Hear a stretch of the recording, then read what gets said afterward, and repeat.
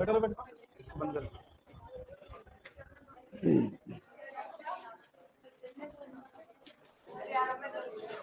ये चलेगा तो मैं नहीं चल पाऊंगा इसमें। क्या हुआ?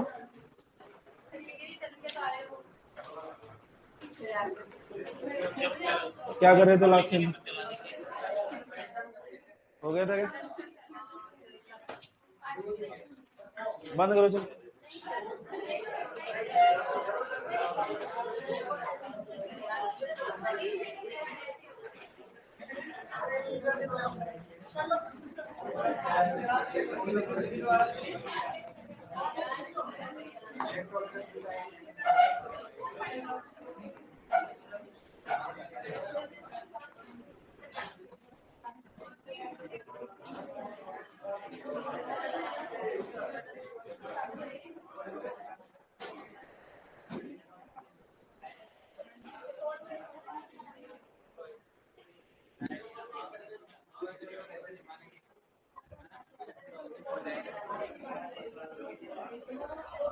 तो मैं इनको देख के भी करा सकता हूँ। करो।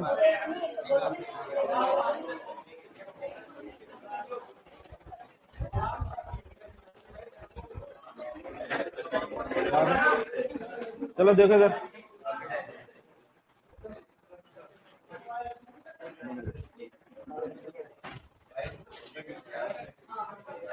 तेरी जिम्मेदारी दोबारा चलना नहीं चाहिए। चलो सुनो, दूध के परीक्षण किए थे, दूध के संरक्षण की बातें चल रही थी। इसको बंद कर दे।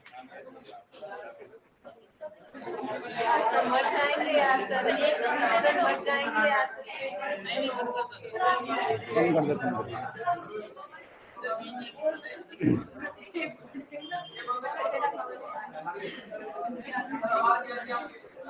बंद कर दो भाई, इसको भी बंद कर दो। बटन बंद कर इसको। उधर वाला, उधर वाला।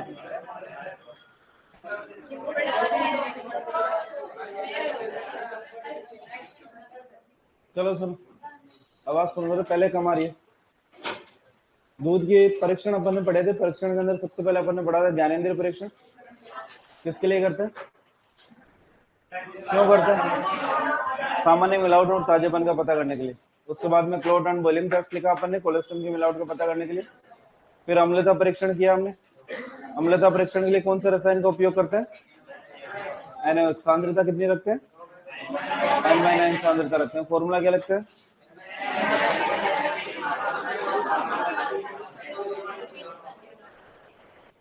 जो कुछ भी तुमने कहा होगा सही कहा होगा, है ना? N/N NH की मात्रा बटे दूध की मात्रा इंटू 0.01। ठीक है। दूध में सामान्य अम्लता कितनी होती है? 0.12 से 0.16। ठीक है।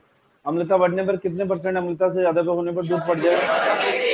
इतना याद रखना था। उसके बाद में वसा परीक्षण के लिए कौन से उपकरण का उपयोग, कौन सी विधि का उपयोग, कौन सी मशीन का उपयोग? H2SO4 कितना लेते हैं? H2SO4 10 ml। 10 ml है ना? दूध कितना लेते हैं?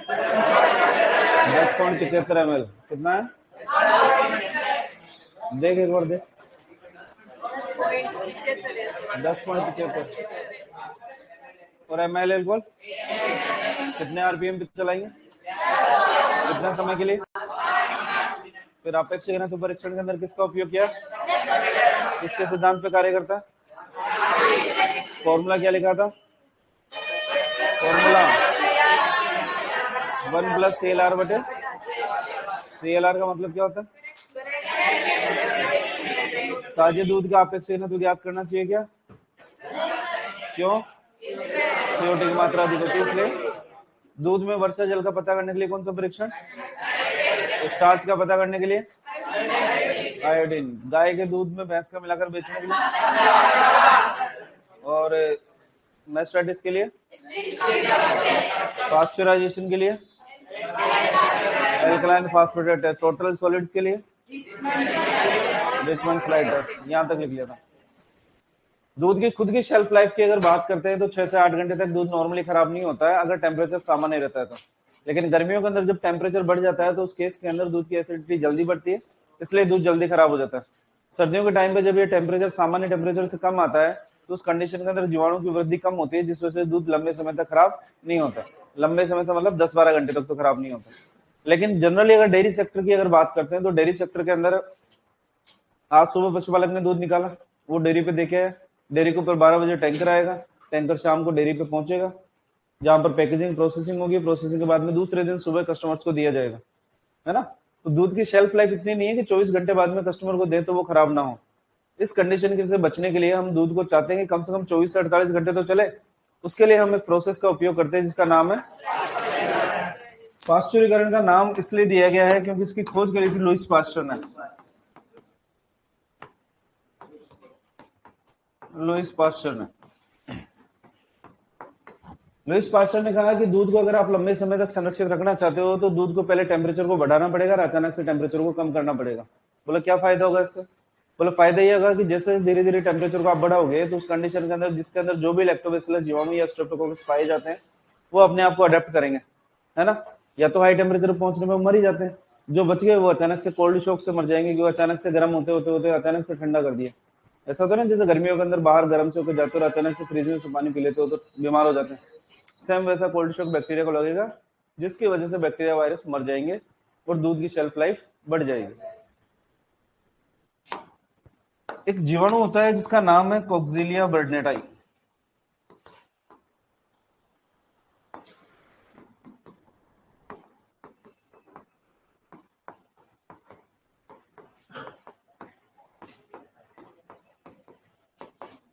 बैक्टीरिया है और ये बैक्टीरिया मानव के अंदर क्यू फीवर, कौन सा फीवर करता है? मनुष्यों के अंदर करता है, जानवरों में नहीं करता। पास्चराइजेशन का अगर ऐसे बोला जाता है कि पास्चराइजेशन हो गया कि नहीं हुआ, इसका पता कैसे करेंगे, है ना। तो बेसिकली अगर किसी दूध के अंदर कोक्सीलिया बर्नेटाई अगर नष्ट है, एब्सेंट है उसके अंदर, इसका मतलब माना जाएगा कि पास्चुरीकृत दूध है हमारे पास।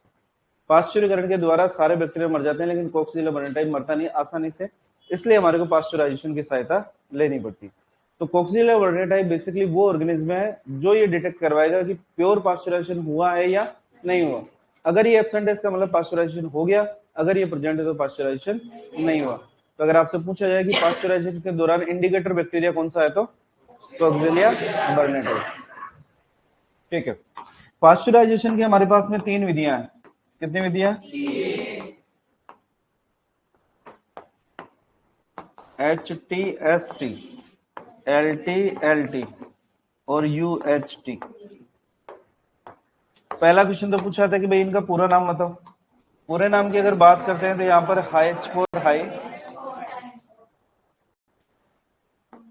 High temperature short time. LT की अगर बात करते हैं तो लो टेम्परेचर लॉन्ग टाइम। और UHT की बात करते हैं तो अल्ट्रा हाई टेम्परेचर। स्पेशलाइजेशन पढ़ाई अपन ने, हॉट एयर का नाम सुना ही। हॉट एयर ओवन की अगर बात करते हैं तो हॉट एयर के अंदर टेम्परेचर अगर 160 डिग्री सेंटीग्रेड रखते हैं तो टाइम कितना रखेंगे? 60 मिनट या 1 घंटा। और अगर इस टेम्परेचर को बढ़ाकर 180 कर दिया जाए तो 30 मिनट। अगर 90 डिग्री कर दे तो 6 या 12 मिनट, है ना। तो टेम्परेचर अगर ज्यादा रहेगा तो उस केस के अंदर आपके पास में टाइम भी कम लगेगा, और अगर आपके पास में टेम्परेचर कम है तो टाइम भी सेम ही। HTST के अंदर पूछा जाता है कि हमारे से कि बताओ हाई टेम्परेचर कितना है? 71.7 डिग्री सेंटीग्रेड। एग्जैक्ट की अगर बात करते हैं वो कितना आता है? 71.7 डिग्री सेंटीग्रेड। लगभग हम मान लेते हैं 72 डिग्री सेंटीग्रेड। कितना? 72। तो हाई टेम्परेचर में वो हाई टेम्परेचर कितना है? 71.17 या फिर 72। नॉर्मली आपके ऑप्शन के अंदर 72 ही मिलेगा, तो ये याद रखोगे, ठीक है। हमारे से पूछा था शॉर्ट टाइम, वो शॉर्ट टाइम कितना है? 15 सेकंड का। कितने का? 15 सेकंड का। लो टेम्परेचर की अगर बात करते हैं तो यहाँ पर आता है 62.8 डिग्री सेंटीग्रेड। कितना? लगभग कितना आता है? 63 डिग्री सेंटीग्रेड। हमारे सोचो लॉन्ग टाइम, ये लॉन्ग टाइम कितना है, कितना, 30 मिनट। अल्ट्रा हाई टेम्परेचर की अगर बात करते हैं तो 135 से 149 डिग्री सेंटीग्रेड टेम्परेचर रहेगा। और इसके अंदर टाइम की अगर बात करते हैं तो ये टाइम हमारे को रखना है 2 से 5 सेकंड। कितने का, 2 से 5 सेकंड। अल्ट्रा हाई टेम्परेचर के अंदर पास्चुराइजेशन कर तो लेते हैं, लेकिन दिक्कत हमारे साथ में ये है कि दूध में एक अलग स्मेल आने लग जाती है, तो जनरली इसका उपयोग हम करते ही नहीं है। हम करते हैं हाई टेम्परेचर शॉर्ट टाइम का, क्योंकि हमारे पास में टाइम कम रहता है। तो दूध को गर्म किया आपने, गर्म करने के बाद में टेम्परेचर 72 डिग्री सेंटीग्रेड हुआ, और कितने टाइम तक रखा, 15 सेकंड तक। ये करने के बाद के अंदर इस दूध के टेम्परेचर को अचानक से हमने कर दिया कम। क्या कर दिया,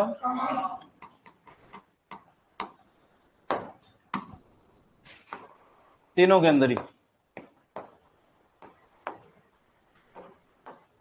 टेम्परेचर कर दिया हमने 5 डिग्री सेंटीग्रेड, और इस 5 डिग्री सेंटीग्रेड पे कर लिया स्टोर, संग्रहण कर दिया। ये स्टोर करने के बाद में अपन ने इसकी पैकेजिंग करी, पैकेजिंग के दौरान टेम्परेचर को मेंटेन रखा। उसके बाद में इसकी प्रोसेसिंग, जो भी नाम वगैरह लिखने हैं वो नाम लिखे अपन ने।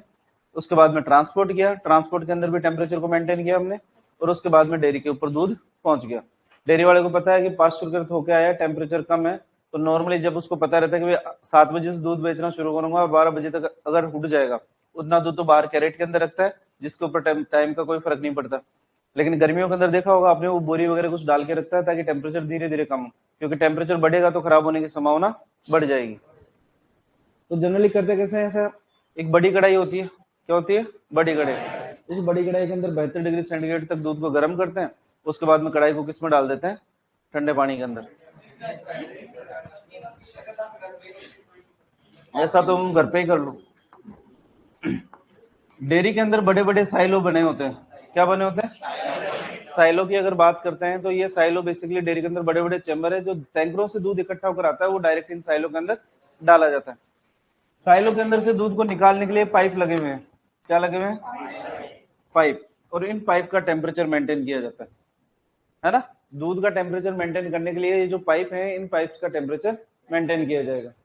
तो पाइप के अंदर से दूध जा रहा है, उस टाइम पर पाइपों की लेंथ और टेम्परेचर ऐसे मैनेज किया जाता है कि जो हम इसके अंदर काम में लेना चाह रहे हैं, यहाँ पर 72 डिग्री सेंटीग्रेड 15 सेकंड के लिए, तो दूध जब यहाँ से निकले तो उस टाइम पे 72 डिग्री सेंटीग्रेड रहे और 15 सेकंड तक ही रहे। स्पीड भी ऐसे मेंटेन की जाती है। और उसके बाद में ये दूध को एक दूसरे ठंडे पाइप में से होकर गुजारा जाता है, जिसका टेम्परेचर कितना रहता है, 5 डिग्री सेंटीग्रेड। और ये पाइप है वो जा रहा है पैकेजिंग यूनिट के अंदर। किसके अंदर, हाथों से तो करते नहीं आजकल, आजकल सबके लिए मशीनें आ गई है। तो दूध अचानक से क्या हो जाएगा, ठंडा, जिसकी वजह से अगर कोई कोल्ड शॉक के कारण कोई बैक्टीरिया वायरस बच गया होगा, वो भी नष्ट हो जाएगा। इस प्रोसेस को ही हम क्या बोलते हैं, पास्चुराइजेशन। ठीक है। तो पास्चुराइजेशन वो प्रक्रिया है जिसके द्वारा जीवाणुओं को मारा जाता है और दूध को लंबे समय तक संरक्षित किया जाता है। तो डिफाइन हमारे से कोई नहीं पूछता, हमारे से टाइम टेम्परेचर कॉम्बिनेशन पूछे जाते हैं, जो आपको याद होने। कर लोगे क्या, चाय कौन पिएगा, कौन है विनोद, विनोद को ही पिलाएंगे। ले रे विनोद, आजा चाय पी ले।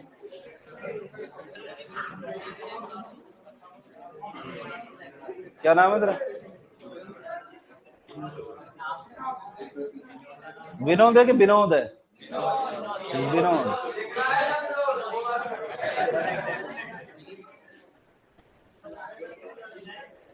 क्या उतारोगे, ऐसे उतारोगे, मैंने कहा ही नहीं, तुम उतारने लग गए। डिफाइन लिखो पहले, डिफाइन लिखो।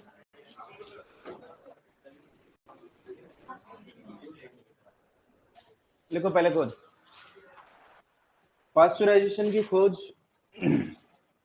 लिखो पास्चुराइजेशन की खोज या पास्चुरीकरण की खोज।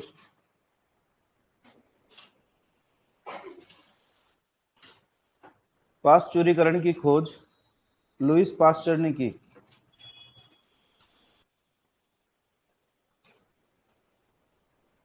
पास्चुराइजेशन की खोज लुईस पास्चर ने की।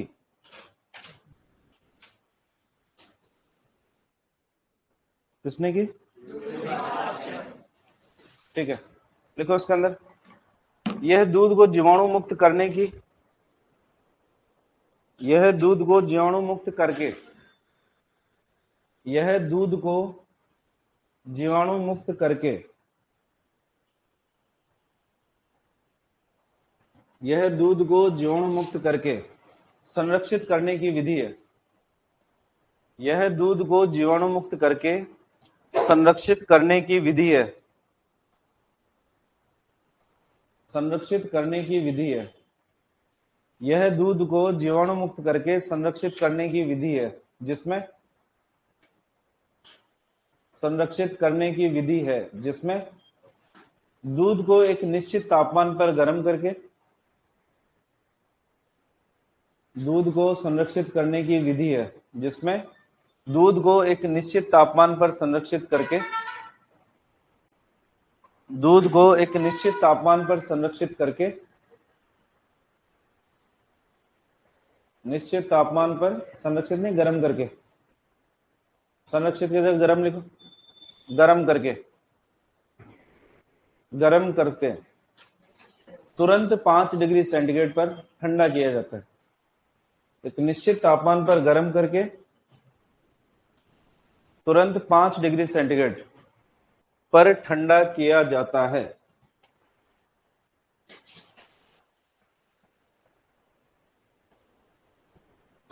तुरंत 5 डिग्री सेंटीग्रेड पर ठंडा किया जाता है। नेक्स्ट लिखो, पास्चुराइजेशन के लिए पास्चुराइजेशन के लिए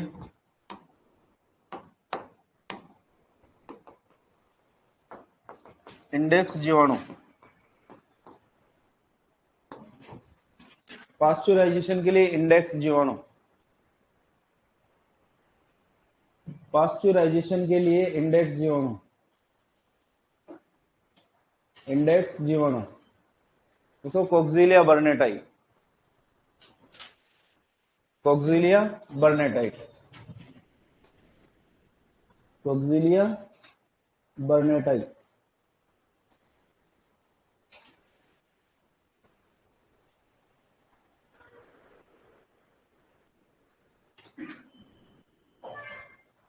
कोक्सीलिया बर्नेटाई,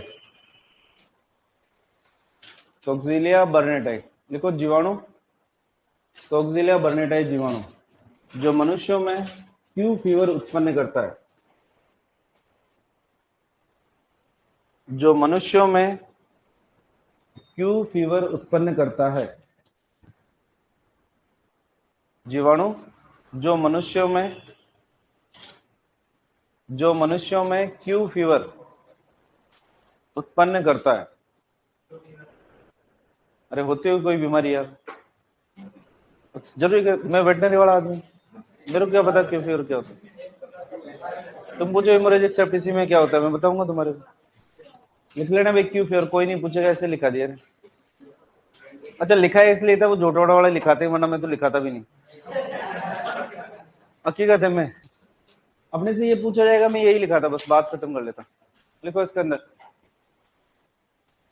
पास्चुराइजेशन की 3 विधियां प्रचलित हैं। सर दूध निकालने वाली बाल्टी का मुंह बड़ा होना चाहिए, छोटा होना चाहिए, सामान्य होना चाहिए। आगे बढ़ो इससे, है ना, आगे बढ़ो इससे, है ना। अच्छा इन जनरल अगर पूछा जाए तो दूध निकालने वाली बाल्टी का मुंह छोटा होना चाहिए, बड़ा होना चाहिए, सामान्य होना चाहिए। छोटा होना चाहिए। क्यों होना चाहिए? क्योंकि दूध निकालने के दौरान उसके अंदर गंदगी कम से कम। देखो पास्चुरीकरण की 3 विधियां प्रचलित हैं। पास्चुरीकरण की 3 विधियां प्रचलित हैं। पास्चुरीकरण की 3 विधियां प्रचलित हैं। 3 विधियां प्रचलित हैं।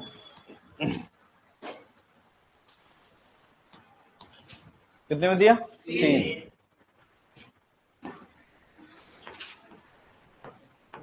एक बार देखो इधर, डिग्री सेंटीग्रेड के बजाय अगर मान लो डिग्री फ़ारेनहाइट के अंदर पूछ ले तो 72 डिग्री सेंटीग्रेड का मतलब है 160 डिग्री फ़ारेनहाइट, और 63 का मतलब है 145 डिग्री फ़ारेनहाइट। याद रख लेना, फॉर्मूला आपको पता ही है क्या होता है, F माइनस 32/5, लट लेके आना रे, और गुणा 5। लिखो तीनों, HTST। पूरा नाम भी पूछा जाएगा आपसे।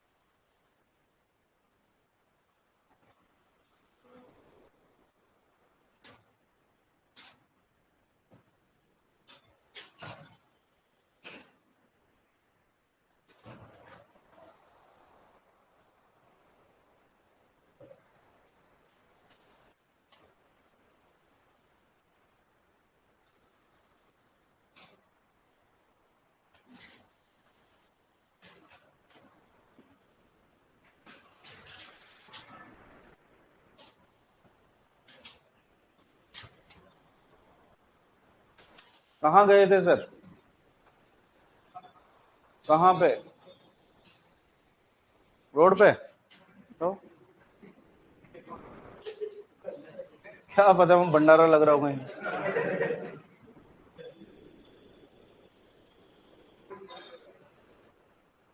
सर बकरी और छेड़े में क्या फर्क होता है जितना आदमी और मनुष्य में होता है?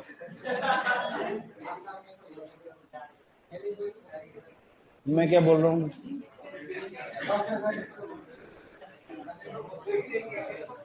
मैंने तो ये बोला कि बकरी और छेड़े में उतना ही फर्क होता है जितना मनुष्य और आदमी में होता है। क्या?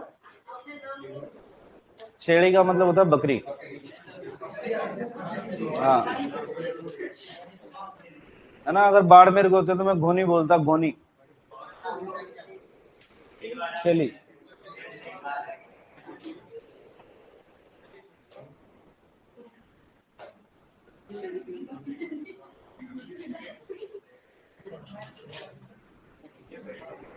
बाड़मेर से है कोई आपने से? बाड़मेर कहाँ से? चोटन से। पड़ोसी का मतलब रानीगांव रह के आया मैं।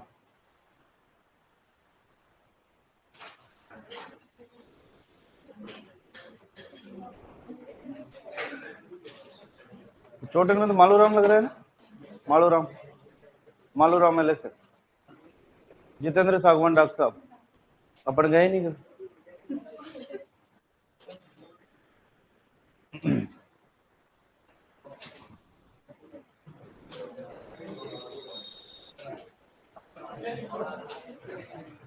खाना खा के आया हूँ।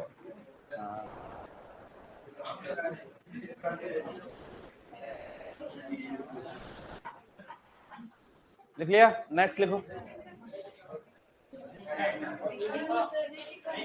तो तुम बोल तो ऐसे रहे हो जैसे लिख लिया तुमने।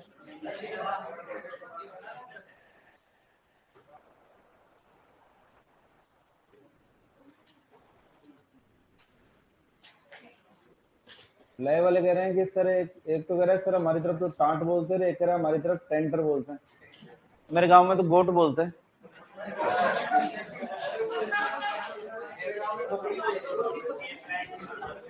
क्या प्राहिरकस?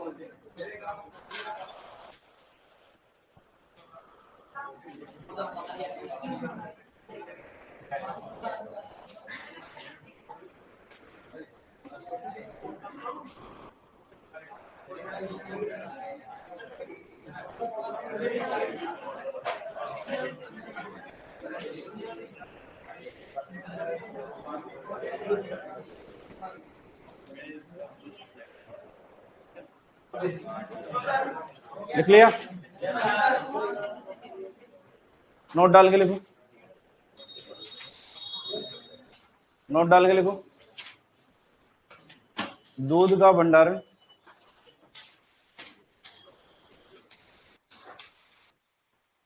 नोट डाल के लिखो। दूध का भंडारण 4 से 8 डिग्री सेंटीग्रेड पर करते हैं।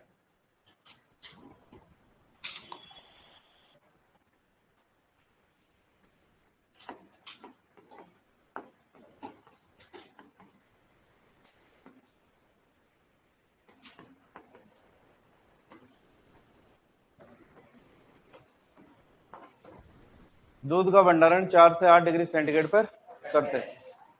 ठीक है। पास्चराइजेशन के बाद में एक टर्म आती है जिसको बोलते हैं होमोजेनाइजेशन।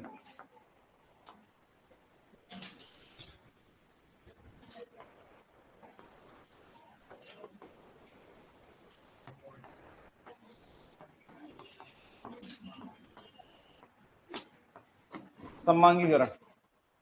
डेयरी के अंदर जब दूध आता है तो उस दूध को इकट्ठा किया जाता है बीएमसी के अंदर। जैसे बीएमसी का नाम सुना होगा आपने, बीएमसी, इसको बोलते हैं बल्क मिल्क कूलर। क्या बोलते हैं? कूलर नहीं है, कूलर है। एक बड़ा सा चेम्बर है, बंद है, ऊपर की तरफ मोटर लग के यहाँ पर इसको चलाने के लिए मोटर लगी हुई, इसके अंदर दूध भरा रहता है।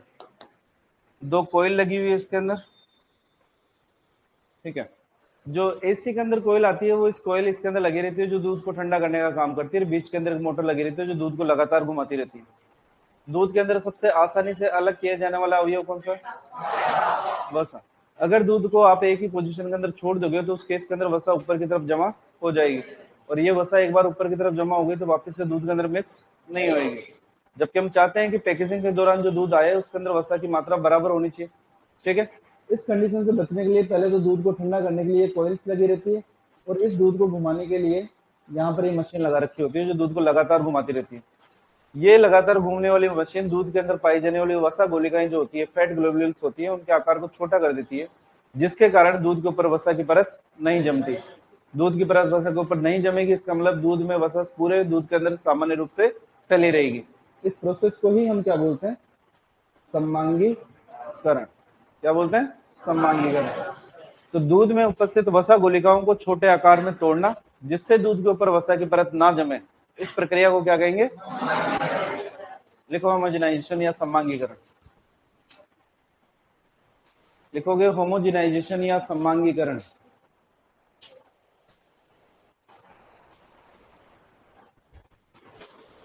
होमोजेनाइजेशन या समांगीकरण। लिखो, दूध में उपस्थित वसा गोलिकाओं को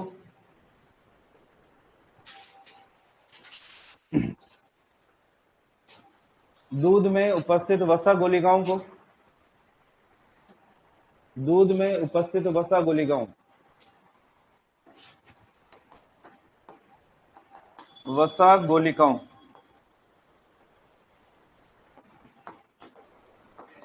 फैट ग्लोब्यूल्स वसा गोलिकाओं को छोटे आकार में तोड़ना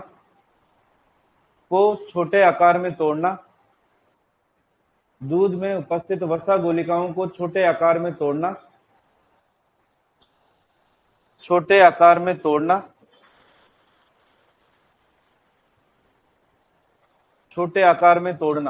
जिससे दूध के ऊपर वसा की परत नहीं जमे।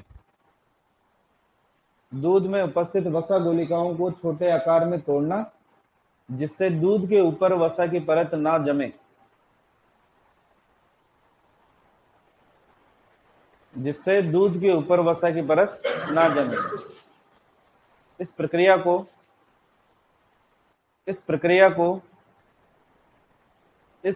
को होमोजेनाइजेशन या समांगीकरण कहते हैं।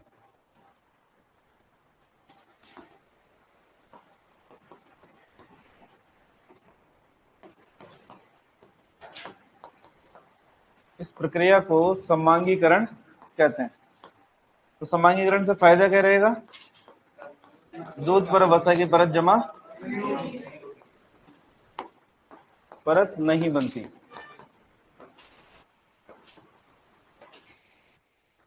ठीक है। तो पास्चराइजेशन याद रखोगे, होमोजेनाइजेशन याद रखोगे, और स्टोरेज के अंदर 4 से 8 डिग्री सेंटीग्रेड टेम्परेचर याद रखोगे। पास्चराइजेशन हमारे लिए सबसे ज्यादा इंपॉर्टेंट है। LT और HT दोनों का पूरा नाम याद रखना है, कितना टेम्परेचर कितना टाइम होता है ये भी हमारे को याद रखना है। ठीक है। तो दूध के अंदर पहले दूध का संगठन पढ़ा है, उसके बाद में विभिन्न पशुओं में दूध का संगठन, उसके बाद में भौतिक गुण पढ़े हैं, उसके बाद के अंदर दूध के परीक्षण, दूध के वैधानिक मान, और उसके बाद में पास्चुरीकरण और होमोजेनाइजेशन यानी दूध का संरक्षण। ठीक है। बात करते हैं दूध उत्पादों की। हेडिंग डालोगे मिल्क प्रोडक्ट।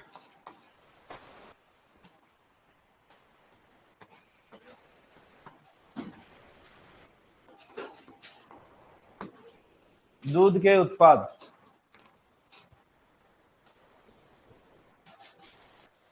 हेडिंग डालोगे दूध के उत्पाद, मिल्क प्रोडक्ट।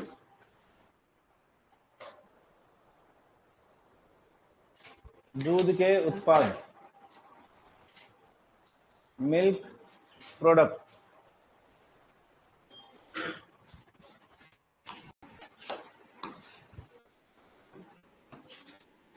सबसे पहले लिखोगे दही या कर्ड,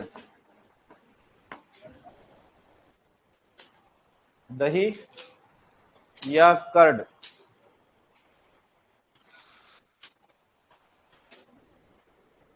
दही या कर्ड, लिख लिया। कैसे बनाते हैं दही? छाछ से कौन दही बनाता है?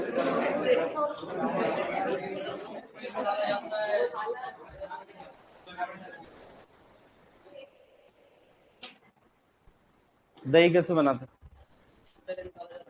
क्या?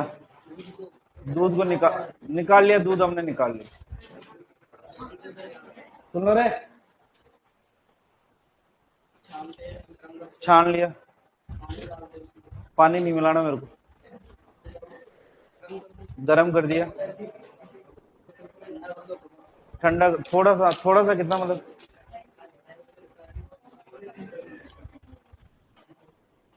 तुम्हारे को जल्दी जमाना क्या?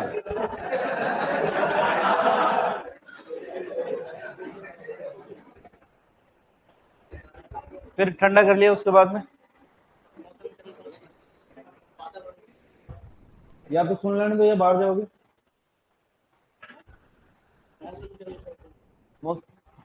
ठंडा कर लिया दूध को, अब क्या करना है?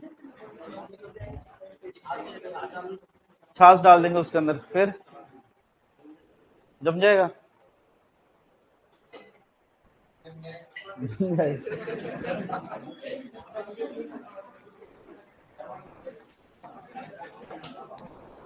देखो इधर, जनरली हम जो दही बनाने का घरेलू तरीका काम में लेते हैं, उसके अंदर हम दूध को पहले उबालते हैं, उबालने के बाद में ठंडा करते हैं, ठंडा करने के बाद में जावन डालते हैं, जावन के बाद के अंदर दही को अपन रख देते हैं, उसको दूध को। तो 8 से 10 घंटे के अंदर नॉर्मली दही जम जाता है, लेकिन अगर टाइम रहता है सर्दियों का तो उसके अंदर 12 से 14 घंटे के अंदर दही जमता है हमारे पास। दूध के अंदर कौन सी शर्करा पाई जाती है? और दूध के अंदर सामान्यतः अम्लता उत्पन्न करने के लिए कौन सा जीवाणु पाया जाता है? लैक्टोबैसिलस। ये लैक्टोबैसिलस की सांद्रता दूध के अंदर जैसे आप गर्म करते हो ये खत्म हो जाता है, तो ये तो काम आता नहीं। उस कंडीशन के अंदर दूध के अंदर जवान के रूप में या तो आप छाछ मिलाते हो, है ना, या फिर थोड़ा सा दही डाल देते हो जिसके अंदर लैक्टोबैसिलस जीवाणु होता है, और वो लैक्टोबैसिलस जीवाणु बेसिकली इस दूध में उपस्थित लैक्टोज शर्करा को लैक्टिक एसिड के अंदर तोड़ता है। इसके अंदर तोड़ेगा लैक्टोज का लैक्टिक एसिड में तोड़ना कहलाता है किण्वन, फर्मेंटेशन। क्या कहलाता है? क्वेश्चन पूछा था कि निम्न में से कौन सा ऐसा उत्पाद है जो दूध के किण्वन या फर्मेंटेशन के द्वारा प्राप्त होता है? दही। ठीक है, तो टाइम पीरियड हमारे लिए ज्यादा मायने रखता नहीं है, जो मायने रखता है वो सुनो। दही की अगर बात करते हैं तो हम जो घरों के अंदर दही बनाते हैं उस दही का टेस्ट डेली अलग अलग आता है हमारे पास में। लेकिन डेयरी सेक्टर की अगर बात करते हैं तो अमूल का दही लाओगे तो वो आज से 1 साल पहले लाया होगा, वो भी वही टेस्ट आएगा, आज भी उतना ही और आने वाले टाइम पे भी इतना ही है। दही के अंदर ये टेस्ट के अंदर वेरिएशन डेयरी सेक्टर के अंदर नहीं आता, और हम जो घर के अंदर जमाते हैं उसके अंदर वेरिएशन आता है। कारण बताओ उसका? टाइम का, टेम्परेचर का। टाइम भी है, टेम्परेचर भी है। ज्यादा देर तक रखेंगे तो ज्यादा इकट्ठा हो जाएगा। मान लो टाइम पीरियड सेम रखा मैंने, घर वाले दही के अंदर जो जिस दूध का दही जमाना है उसका मतलब टाइम मैं सेम रख रहा हूँ, डेली में 8 घंटे बाद में चेक कर रहा हूँ उसको, 8 घंटे बाद में उस दही को खा रहा हूँ, तो भी टेस्ट के अंदर वेरिएशन आएगा टेम्परेचर का। सुनो, पहली बात तो ये, जो दूध हम दही बनाने के लिए काम में लेने वाले हैं उस दूध को अपन उबालते हैं, डेयरी वाले पहली बात तो उसको उबालते नहीं, ठीक है। तो हम जो दूध को उबालते हैं उसका टेम्परेचर हमेशा 101.5 डिग्री सेंटीग्रेड के ऊपर लेकर जाएंगे, क्योंकि दूध कितने डिग्री सेंटीग्रेड पे उबलता है? क्लियर? पहली गलती। दूसरी गलती, दही को अपन टेम्परेचर कम होने पर ठंडा करते हैं, पहले दूध को ठंडा करने के लिए हम क्या रखते हैं भाई, नवाया दूध तो होना चाहिए, यानी आपको हल्का सा गर्म लगना चाहिए। आपको हल्का सा गर्म कब लगेगा? जब आपसे ज्यादा टेम्परेचर दही दूध का होगा, आपका टेम्परेचर कितना 37, नोया माने 40 डिग्री सेंटीग्रेड के आसपास, ठीक है।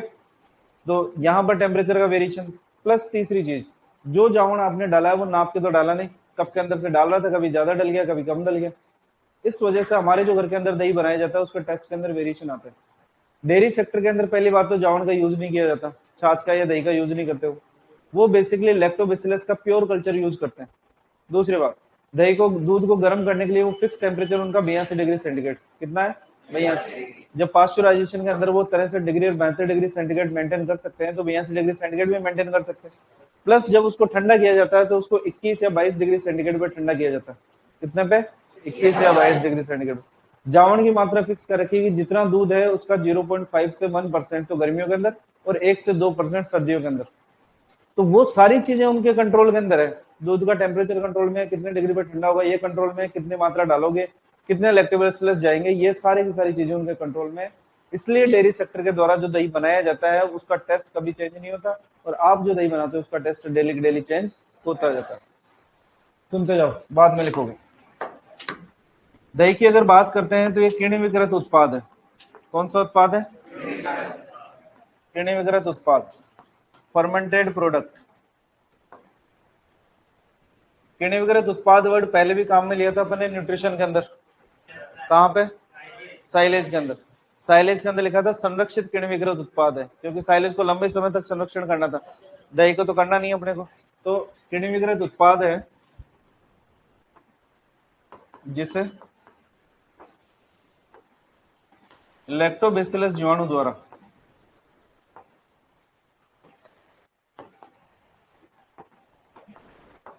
दूध में उपस्थित लैक्टोज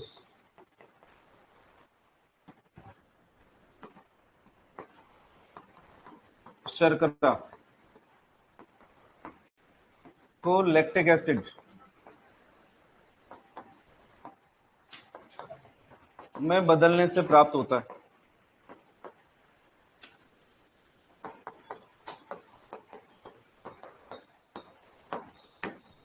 जीवाणु का नाम याद रखोगे, किसका निर्माण होगा? लैक्टिक एसिड का निर्माण होगा। साइलेज के अंदर अम्ल उत्पादक जीवाणु की संख्या के अंदर वृद्धि हुई थी जिससे लैक्टिक एसिड का निर्माण हुआ था। यहाँ पर हमको फिक्स लैक्टोबैसिलस ही चाहिए, जो किसको बदलेगा? लैक्टिक एसिड के अंदर किसको बदलेगा? लैक्टोज शर्करा को। बनाने की विधि की अगर बात करते हैं, विधि, जावण मिलाते हैं इसके अंदर, जावण के रूप में गर्मी और सर्दी।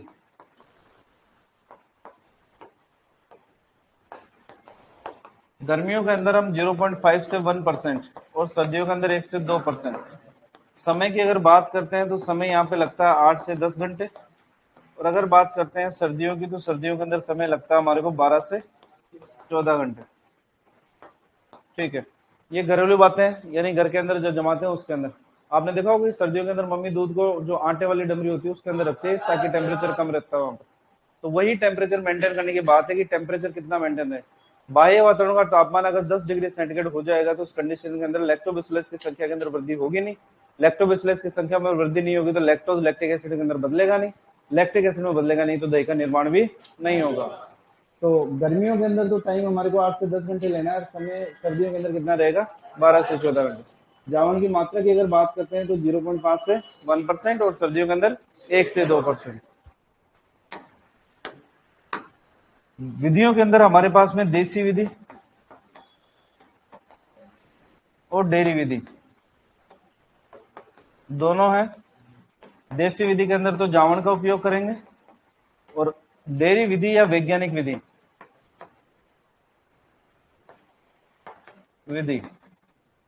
इसके अंदर हम pure lactobacillus bacteria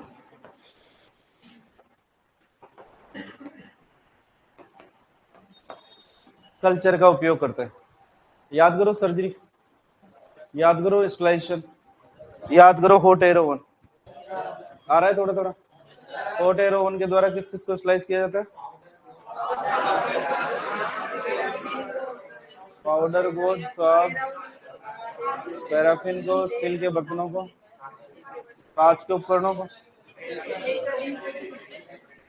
petri dish लिखा था अपन ने और पाउडर भी लिखा था अपन ने। पेट्री डिश की अगर बात करते हैं तो पेट्री डिश के अंदर अगर अगर पाउडर डाला जाता है और उसके अंदर पानी मिलाया जाता है, जो बैक्टीरिया के कल्चर के लिए बहुत अच्छी ग्रोथ करता है। ठीक है, तो वहां पर पेट्री डिश के ऊपर लैक्टोबैसिलस जीवाणु डाला जाता है अगार अगार के ऊपर, जिससे इसकी कॉलोनी के अंदर वृद्धि होती है और उस कॉलोनी को संरक्षित किया जाता है एज ए जावण के रूप में यूज लेने के लिए। तो हम जो जावण काम में ले रहे हैं उसके अंदर तो पानी भी है, क्योंकि छाछ बनाई है तो पानी भी है। लैक्टोबैसिलस कल्चर उसके अंदर बहुत कम है, मात्रा बहुत कम है। और लेकिन डेयरी सेक्टर के अंदर तो हजारों लीटर दूध जमाना है हमारे को, तो उसके अंदर ऐसा थोड़ी कि 2 4 5 100 लीटर छाछ डाल दे तब जाके उसके अंदर बने। तो उस कंडीशन के अंदर डेयरी सेक्टर के अंदर प्योर यानी शुद्ध फॉर्म के अंदर लैक्टोबैसिलस बैक्टीरिया कल्चर है, जिनका यूज किया जाता है किसको बनाने के लिए, दही को बनाने के लिए। टाइम मेंटेन करते हैं, टेम्परेचर मेंटेन करते हैं और जिससे दूध बन जाता है। हमारे से पूछा जाता है कि दूध को गर्म कितने डिग्री सेंटीग्रेड पे करते हैं। दूध को गर्म वो हम करते हैं 8285 डिग्री सेंटीग्रेड पे। ठंडा करना 21 से 22 डिग्री सेंटीग्रेड पे ठंडा करेंगे। साथ ही साथ अगर स्वाद में अच्छा दही बनाने के लिए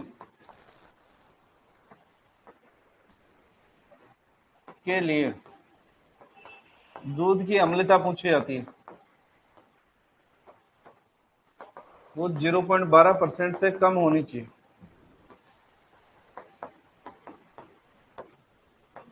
आप चाहते हो कि मैं जो दही बना रहा हूँ वो टेस्टी लगे, तो उस टेस्टी दही के लिए आपको जो दूध यूज कर रहे हो, दूध की सामान्य अम्लता लिखी थी 0.12 से 0.16%। तो मिनिमम वैल्यू वाली जो एसिडिटी है बेसिकली उसका यूज किया जाएगा अगर आप स्वादिष्ट क्वालिटी का दही बनाना चाहते हो। तो स्वादिष्ट दही बनाने के लिए दूध की अम्लता कितनी होनी चाहिए। दूध को कितने डिग्री सेंटीग्रेड पे गर्म करोगे और कितने पे ठंडा करोगे, और फिर जामुन कितना मिलाओगे इसके अंदर। गर्मियों के अंदर 0.5% और सर्दियों में कितने टाइम तक रखोगे। और यहाँ पर ठीक है, वैज्ञानिक विधि के अंदर किसका यूज करेंगे। फर्मेंटेड प्रोडक्ट कौन सा है, दही। कौन सा जीवाणु किसका यूज करेगा, किसमें बदलेगा। आपसे पूछा है दही में कौन सा अम्ल पाया जाता है, और साइलेज में कौन सा नहीं पाया जाता। साइलेज में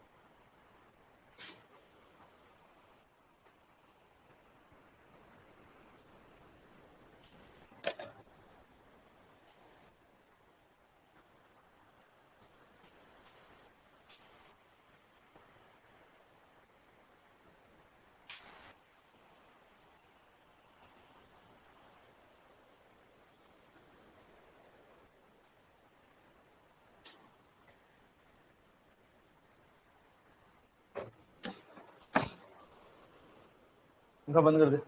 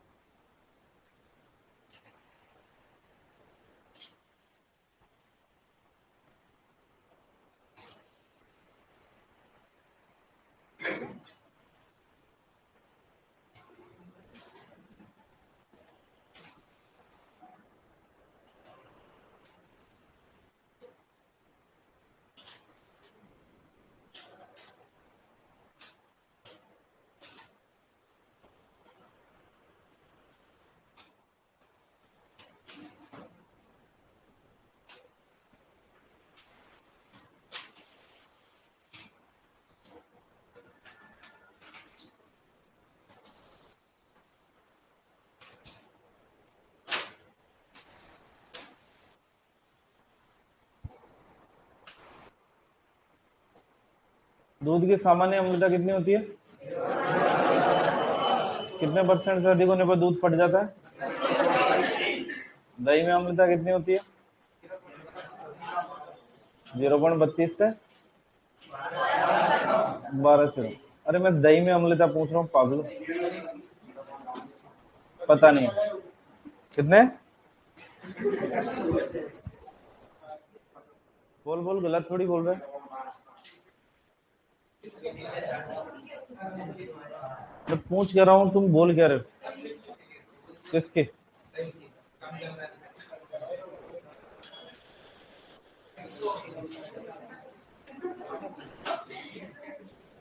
लिख लिया सबने? देखो इधर, दही में एसिडिटी की अगर बात करते हैं 0.75 से 0.95। लैक्टिक एसिड की मात्रा की अगर बात करते हैं, पीछे वालों, लैक्टिक एसिड की मात्रा 0.6 से 1.10%। दही का जो भंडारण किया जाता है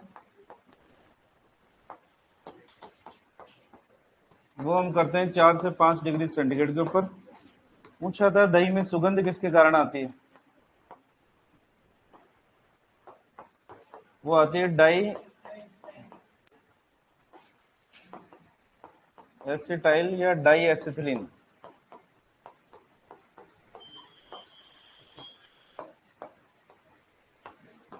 के कारण।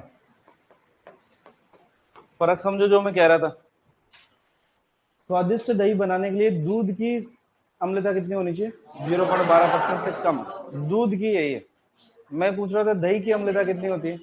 लैक्टिक एसिड का निर्माण होता है तो एसिडिटी बढ़ेगी ही बढ़ेगी, और वो कितना बढ़ेगी? 0.75 से 0.95। लैक्टिक एसिड की मात्रा की अगर बात करते हैं तो 0.6 से 1.10। भंडारण आप करना चाहते हो दही का तो 4 से 5 डिग्री सेंटीग्रेड, और सुगंध जो आती है वो डाइएसिटिलीन की।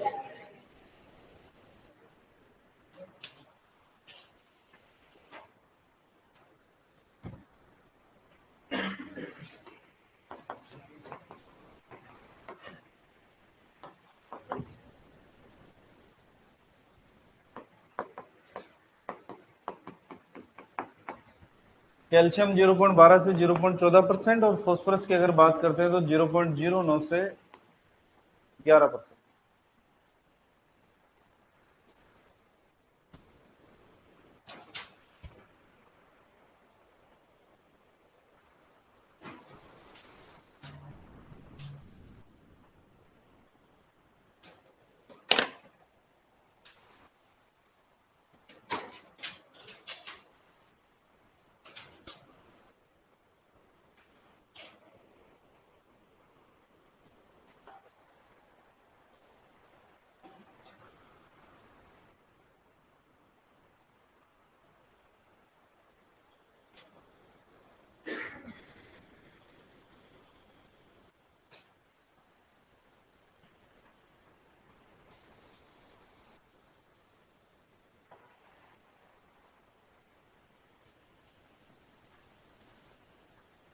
सर अगर कोई डेयरी वाला एक्सपायर डेट प्रोडक्ट बेच रहा हो तो उसके खिलाफ कार्रवाई कैसे कर सकते हैं? खाद्य सुरक्षा विभाग होता है हमारा, जो बेसिकली क्वालिटी कंट्रोल का काम करता है, वहां पर आप शिकायत कर सकते हैं।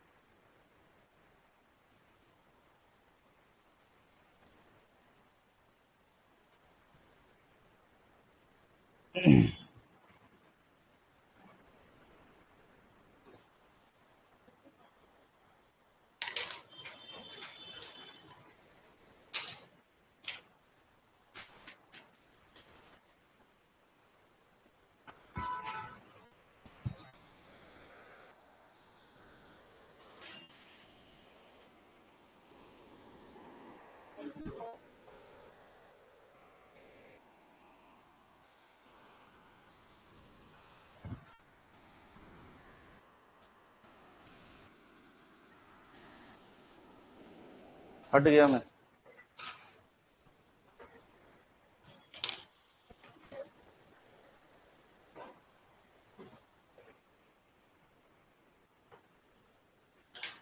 कल महिला हेल्पलाइन से कोई लेडी कांस्टेबल आई थी, क्या बोल गए?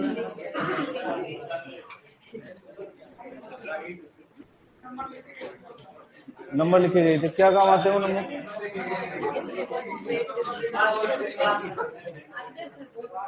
रुक जाओ रुक जाओ रे, डटो रे डटो। अरे सुनो, अच्छा लड़कियों को तो पता है कि क्या काम आते हैं वो नंबर, लड़के बताएंगे क्या काम आते हैं। हाँ जी बीकानेर वाला, आप बोलो। मैं तो ये पूछना चाह रहा हूँ कि कल जो महिला हेल्पलाइन से लेडी कांस्टेबल आई थी, वो नंबर देके गई, वो क्या काम आते हैं? क्या सर? किसको छेड़ दे तो?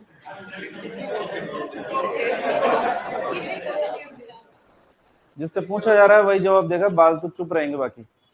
हाँ, छेड़ने से क्या मतलब है आपका?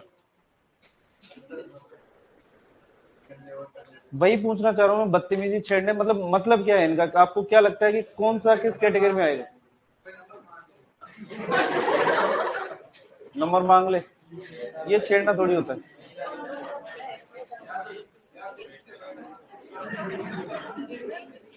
बताएंगे सर, क्या काम आएंगे नंबर? आपसे पूछ रहा हूँ, आपसे। हाँ मतलब जैसे महिला हेल्पलाइन वालों ने कहा कि जैसे बीकानेर वाले बोल रहे हैं कि सर छेड़ दे तो तब ये नंबर काम में लेने चाहिए। आपको आपको क्या लगता है छेड़ना क्या होता है? बार बार फोन करके परेशान कर रहा हो तो? उसके अलावा जिससे पूछा जाएगा वही जवाब देगा। सुनो, ये तुम्हारे लिए ज्यादा जरूरी है। नहीं नहीं, तेरे को नहीं पता, अलग से पूछेंगे तेरे को। हाँ बोलिए सर। वही मैं पूछना चाह रहा हूँ, आप कैटेगराइज कैसे करोगे कि किसी लड़की को कैसे लगेगा कि ये मेरे को छेड़ रहा है?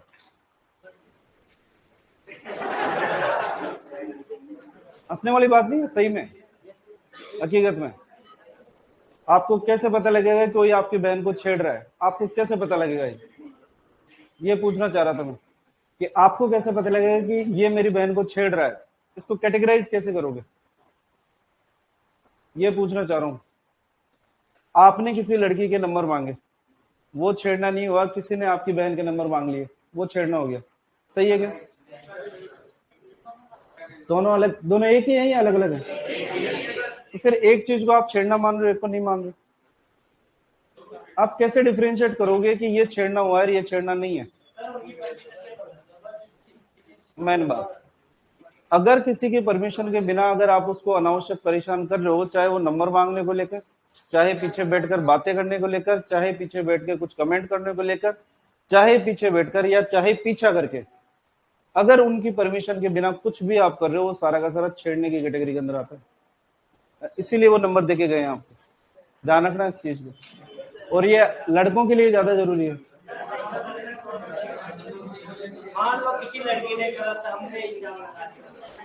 चल अब सुनो इस चीज का। अच्छा सुनो, सर ने बहुत अच्छा सवाल किया। हर चीज का यूज और मिसयूज दोनों होता है। दहेज वाला जो कानून लाया गया था वो किसके लिए लाया गया था? ताकि महिलाओं के ऊपर अत्याचार वगैरह कम हो, है ना? लेकिन मिसयूज होते ही हर चीज के, है ना? लेकिन बात ये थोड़ी कि झूठ बोल दिया और आप फंस गए, ऐसा तो कुछ बहुत कम रेयर केस के अंदर। पुलिस को भी पता रहता है कि क्या है और क्या नहीं है, सारी चीज। तो ऐसा कोई काम नहीं है कि जो आपको ऐसा लगे कि नहीं जबरदस्ती हमारे ऊपर आरोप लगाए जाएंगे। ऐसे कोई ठाला नहीं बैठा आपके ऊपर आरोप लगाने के लिए। आपने कुछ ना कुछ हरकत ऐसी करी होगी जिससे अगले को लगा होगा कि यार ये मेरे लिए कंफर्टेबल नहीं है। तो ध्यान रखना इस चीज का। क्लास के अंदर लड़कों के लिए स्पेशली बोलता हूँ मैं हमेशा, है ना, कि क्लास के अंदर बैठते टाइम पे आपका जो बिहेवियर है वो अच्छा होना चाहिए सबके लिए, आपके खुद के लिए नहीं, सबके लिए अच्छा होना चाहिए। और वो जरूरी है, आपकी नैतिक जिम्मेदारी है, ये मोरल जिम्मेदारी है आपकी कि क्लास के अंदर आप बैठे हो। ठीक है, फ्रेंड सबके होते हैं, लड़कियां भी दोस्त होती है, लड़के भी दोस्त होते हैं, लेकिन जबरदस्ती अगर किसी के साथ में कुछ करने की कोशिश कर रहे हो आप कि नहीं साहब मेरे को तो नंबर दे ही दे, नहीं साहब फ्रेंडशिप करनी ही करनी है, ये सारी चीजें छेड़ने की कैटेगरी के अंदर आती है। और इस चीज के लिए महिला हेल्पलाइन नंबर पे कॉल किया जा सकता है, ध्यान रख लेना इस चीज। क्या सर? बिल्कुल आपके लिए पुरुष हेल्पलाइन नंबर है 100, है ना? सबकी सुनते हो। नेक्स्ट लिखो दही के बाद में क्रीम।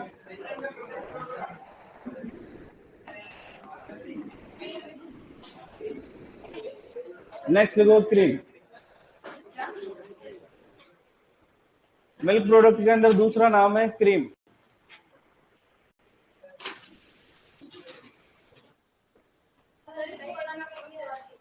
क्या? कौन से वाली? दूध से निकालने वाली? कौन से वाली? दूध से निकालने वाली। और कहां से निकलती है सर? हाँ सर, और कौन सी होती है मैं पूछना चाह रहा था आपसे।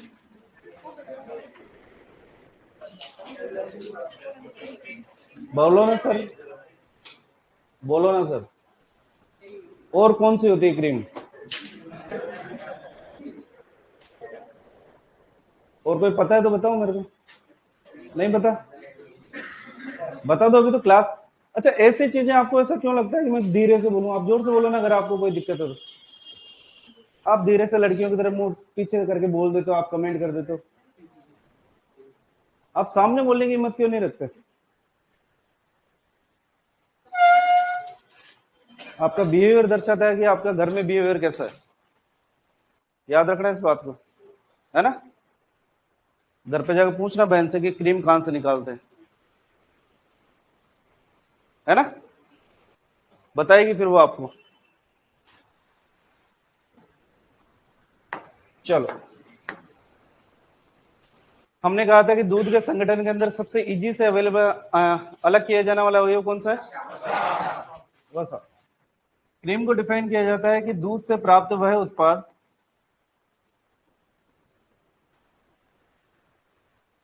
जिसमें वसा की मात्रा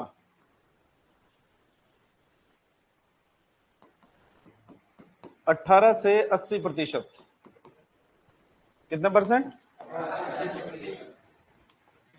मिनिमम कितनी होनी चाहिए और मैक्सिमम 80% होती है, उसे क्रीम कहते हैं। प्रकार की अगर बात करते हैं तो ये 4 प्रकार की होती है। कितने प्रकार की? देखो इधर, परसेंटेज कितनी कितनी है उसके हिसाब से रेंज अगर पूछी जा रही तो 18 से 80%। ठीक है, पहले नंबर पे अगर बात करते हैं तो हमारे पास में आती है टेबल क्रीम। कौन सी क्रीम? दूसरी आती है व्हिपिंग क्रीम। तीसरे नंबर पे आती है मार्केट क्रीम। और चौथे नंबर पे आती है प्लास्टिक क्रीम। मात्रा इंपोर्टेंट है।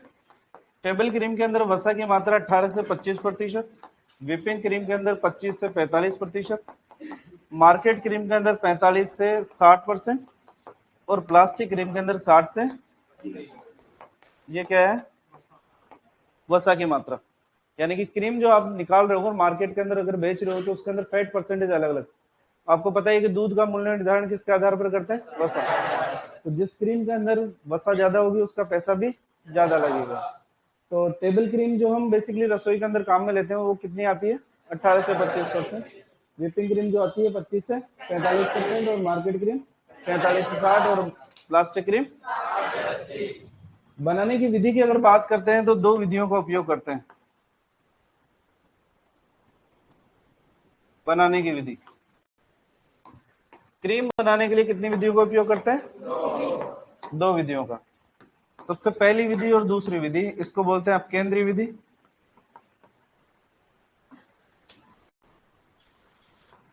अपकेंद्रीय विधि। और दूसरे नंबर पे आती है गुरुत्वाकर्षण विधि।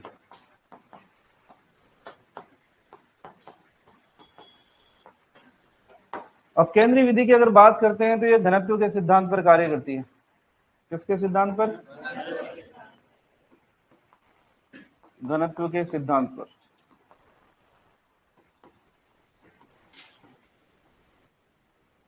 गुरुत्वाकर्षण विधि किसके सिद्धांत पर कार्य करेगी? गुरुत्वाकर्षण पर। घनत्व, अपेक्षित घनत्व याद करो वसा का 0.93। तो एक से कम वालों के अंदर सिर्फ एक ही नाम लिखा था अपन ने, वसा 0.93। यानी कि जिसका अपेक्षित घनत्व पानी से कम होगा वो पानी के ऊपर तैरेगा, और जिसका अपेक्षित घनत्व पानी से ज्यादा होगा वो पानी में डूब जाएगा। इसी को बोलते हैं घनत्व का सिद्धांत। अब केंद्रीय विधि के अंदर क्रीम निकालने के लिए हम एक मशीन का उपयोग करते हैं जिसको बोलते हैं cream separator machine.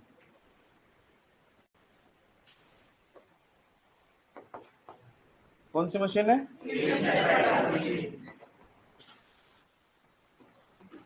Cream separator machine. ये वही गर्बर मशीन या सेंट्रीफ्यूगल मशीन जैसी है, ठीक है। उसको जोर से घुमाएंगे तो भारी चीजें नीचे और हल्की चीज ऊपर। तो हल्की दूध के अंदर सबसे ज्यादा हल्का क्या है? वसा। तो वसा तो ऊपर की तरफ इकट्ठा हो जाएगा और बाकी दूध नीचे की तरफ इकट्ठा हो जाएगा। तो क्रीम सेपरेटर मशीन के अंदर एक उपकरण पाया जाता है जिसको बोलते हैं बाउल। क्या बोलते हैं?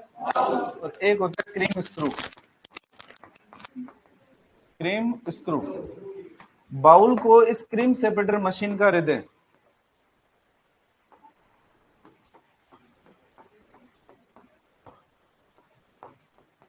क्रीम सेपरेटर मशीन का हृदय किसको कहते हैं? बाउल को। जबकि मिल्किंग मशीन का हृदय किसे कहते हैं? पल्सेटर को। ये जो क्रीम स्क्रू है ये क्रीम को पतला या गाढ़ा करने का काम करता है। पतला या गाढ़ा करने के लिए आप क्रीम के अंदर वसा की मात्रा को बढ़ाना चाहते हैं या घटाना चाहते हैं, उसके लिए आपको किसका यूज करना पड़ेगा? और बाकी इसके अंदर 16 से लेकर 40 तक प्लेटें लगी रहती है जिसको बोलते हैं बाउल। ये बेसिकली वसा की अलग अलग परतों को बनाता है। सबसे ऊपर वाली परत में अंदर वसा की मात्रा ज्यादा होगी और उससे सबसे नीचे वाली वसा की मात्रा सबसे कम होगी। इसको 2000 से 4000 आरपीएम पर चलाया जाता है। कितने आरपीएम पर? 4000 आरपीएम इसके ऊपर चलाया जाता है।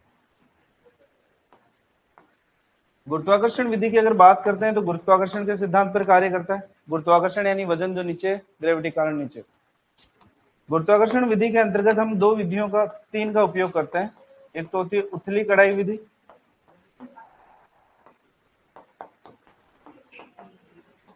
एक होती है गहरी कढ़ाई विधि,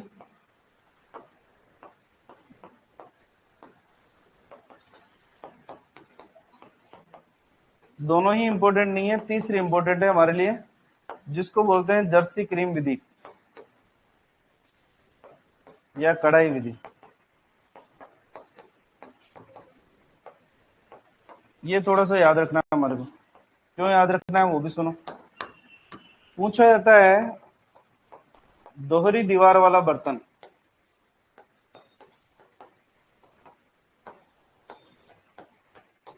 काम में लेते हैं,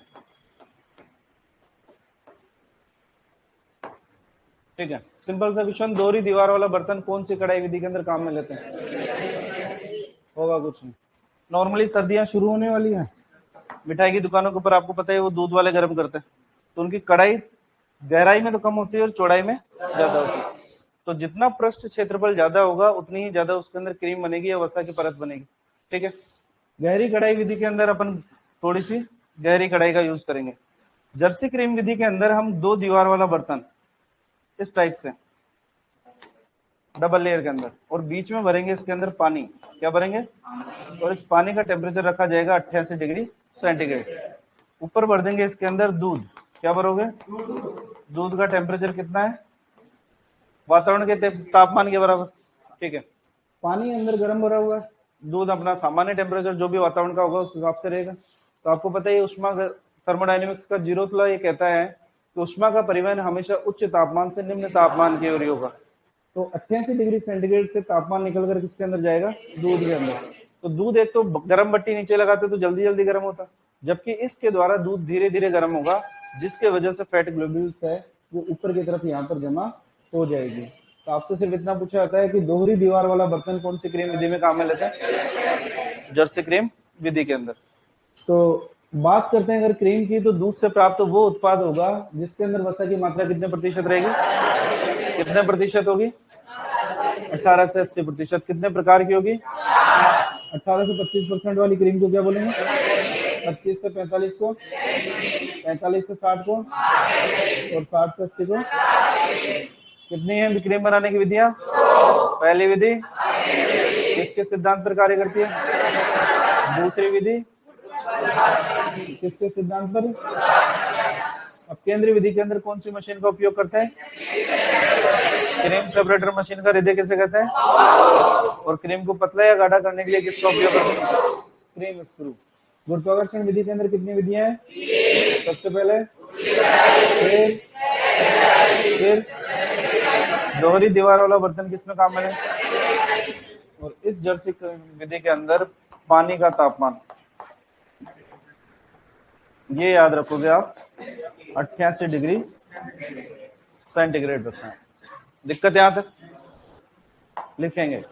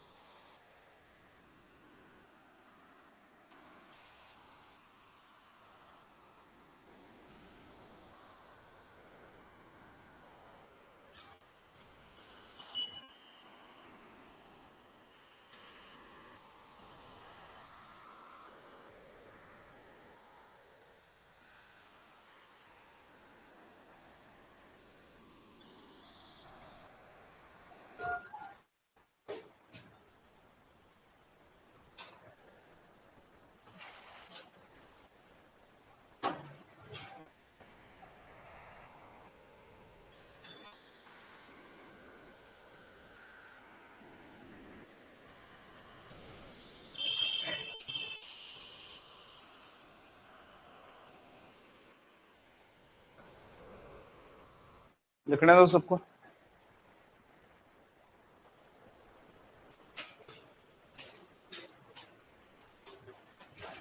लिख लिया? नेक्स्ट सर, एक एक सब्जेक्ट का रिवीजन करना चाहिए, रोज सब्जेक्ट पढ़ने चाहिए। आपकी इच्छा है तो आप क्या करना चाहते हैं?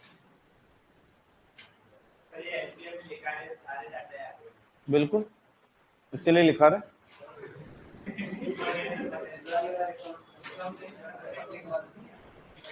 ज्यादातर क्वेश्चन वैसे दूध और दही के अंदर से ही पूछे जाते हैं, क्रीम वगैरह से पूछते नहीं। तो डिफाइन डिफाइन तो सबके याद रखना कम से कम।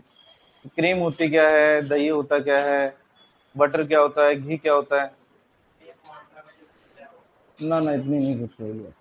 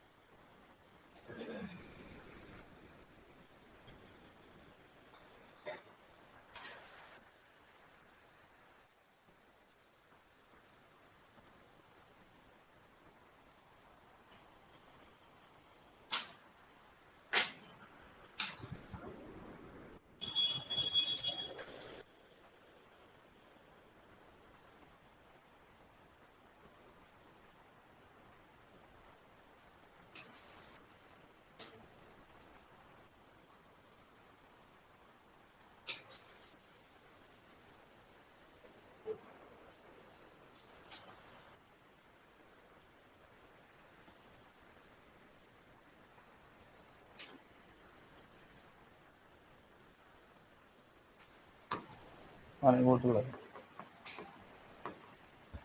अच्छा, ठीक।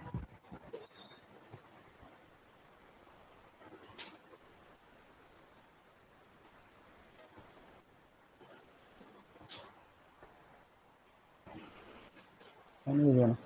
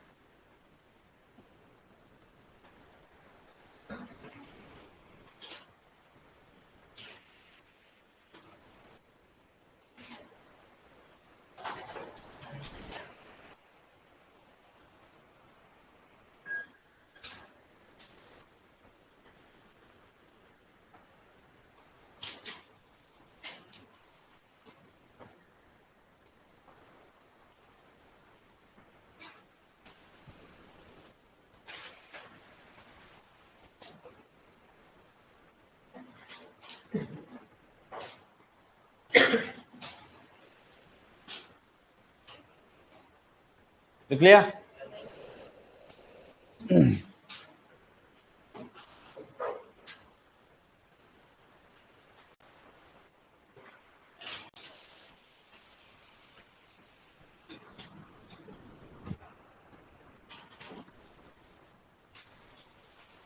घर पे जब दही बनाते हैं तो दही को छाछ मिलाना शुरू करते हैं, तो छाछ अलग हो जाती है, क्या बन निकल कर आता है?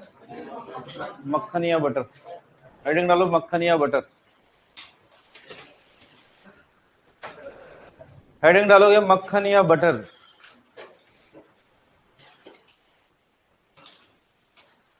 मक्खन या बटर।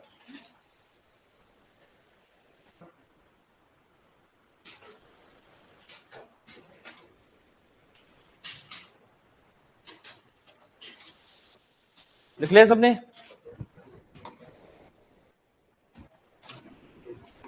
नेक्स्ट की अगर बात करते हैं तो हमारे पास में आता है मक्खन या बटर। देखो तो डिफाइन में सुनो, दूध से प्राप्त वह उत्पाद जिसमें वसा की न्यूनतम मात्रा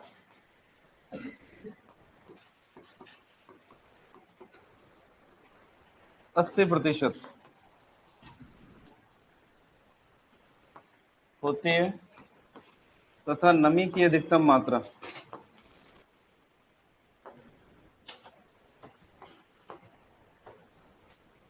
16% तक होती है,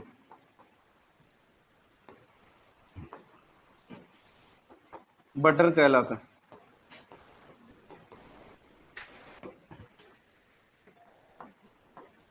बनाने की विधि की अगर बात करते हैं तो नाम आता है चरिंग, CHURRING,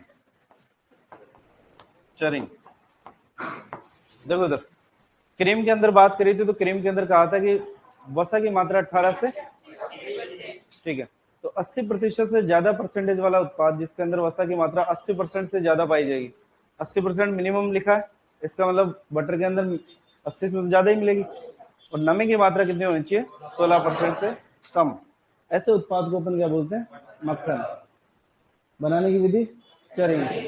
तो बेसिकली जब कॉमर्शियल रूप से डेयरी सेक्टर की अगर बात करते हैं तो डेयरी सेक्टर के अंदर ऐसा नहीं कि दही से मक्खन बनाते हो, नहीं, वो दूध से डायरेक्ट मक्खन निकाल लेते हैं जिसको बोलते हैं चरिंग। जो जो अमूल का बटर आता है ना, वैसा नहीं कि पहले अमूल वालों ने दूध का दही बनाया था और दही के बाद के अंदर उसको बिलोया, छाछ को अलग किया और फिर मक्खन निकाल के लेके, नहीं, उन्होंने डायरेक्ट एक मेथड का यूज किया जिसको क्या बोलते हैं? चरिंग। और इस मेथड के द्वारा दूध से डायरेक्ट क्या बना दिया?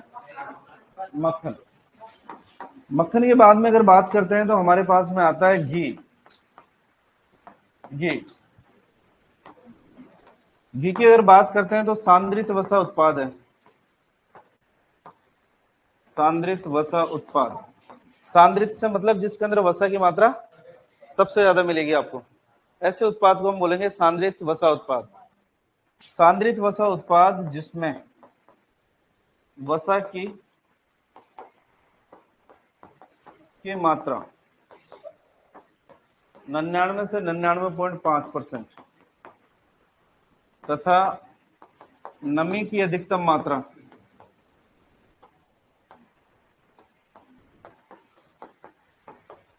0.5% तक होती है, क्या कहलाता है? घी कहलाता है। तो देखो दूध में सामान्य रूप से वसा पाएगी, अगर वसा की मात्रा ये आपने 18 से 80% रखी तो क्या बन गई? क्रीम। अगर ये 80 से कितना 99% तक तो बटर, और अगर ये 99 से 99.5 तक है तो घी। तो इसीलिए वर्ड काम में लिया है सांद्रित वसा उत्पाद, यानी कि दूध से प्राप्त वह उत्पाद जिसमें वसा की सांद्रता सबसे ज्यादा होती है, वो क्या होता है? घी। हमारे से पूछा था घी में मुक्त वसीय अम्लों की, मुक्त वसीय अम्ल की मात्रा वो होती है 0.5%। कितना परसेंट? घी बनाने की विधि की अगर बात करते हैं, दो तरीके से बना सकते हो। पहला तो मक्खन द्वारा, दूसरा आपके पास में क्रीम भी तो पड़ी है। घर के अंदर जो घी बनाया जाता है वो किससे बनाते हैं? मक्खन से। और डेयरी के अंदर जो घी बनाते हैं वो मक्खन के अंदर से। अगर आपको घी बनाना है तो इसको गर्म करते हैं 110 से 120 डिग्री सेंटीग्रेड पर गर्म करते हैं। और अगर क्रीम से द्वारा बना रहे हो तो सिर्फ 110 डिग्री सेंटीग्रेड पर गर्म करते हैं। घर के अंदर जब मम्मी मक्खन से घी बनाना होती है तो उसको किसी कटोरे में डालकर पहले गर्म करती है। गर्म करने से वो पिघल जाता है। पिघलने के बाद में ऊपर से जो छाछ वगैरह होती है उसको हटा देती है और बाकी को सेव कर लेती है। तो जो हटाया है उसके अंदर से नमी को हटाया उसने, लेकिन फिर भी मैक्सिमम कितनी नमी हो सकती है और वसा की मात्रा कितनी होनी चाहिए? दोनों में से एक चुनना पड़े तो 99.5% है ना। सबसे ज्यादा वसा इसी के अंदर पाई जाएगी। बनाने के लिए आपके पास में दो विधियां, मक्खन के द्वारा और क्रीम के द्वारा। घी की खोज की अगर बात करते हैं, कौन से देश ने करी थी? भारत में हुई। क्वेश्चन पूछा जाता है दूध से बनाए जाने वाला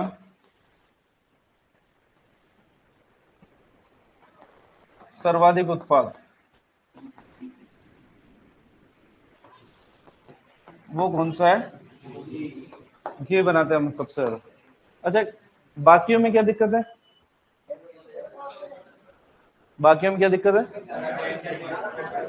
लंबे समय तक खराब नहीं होगा ये वाला, है ना। सुगंध की अगर बात करते हैं तो जो दही के अंदर सुगंध आ रही थी डाई एसिटिलीन के कारण, वही सुगंध किसके अंदर आएगी? घी के अंदर भी आएगी।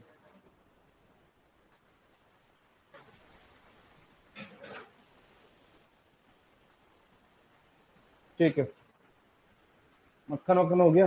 एक थोड़ा सा रह गया अपना, यहाँ पर लिख देता हूं मैं। क्रीम के बाद में लिखना था, एक नाम आता है स्किम्ड मिल्क, जिसको आप सेपरेटा भी बोलते हो, जिसको आप वसा रही दूध भी कहते हो।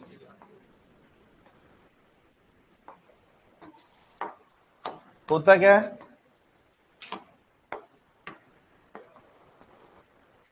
दूध में से वसा या क्रीम निकालने के पश्चात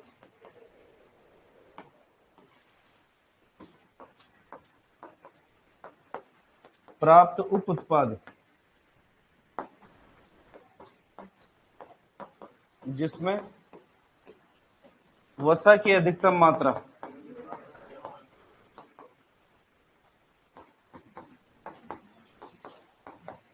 0.5% होती है, क्या कहलाता है? स्किम्ड मिल्क, सेपरेटा या।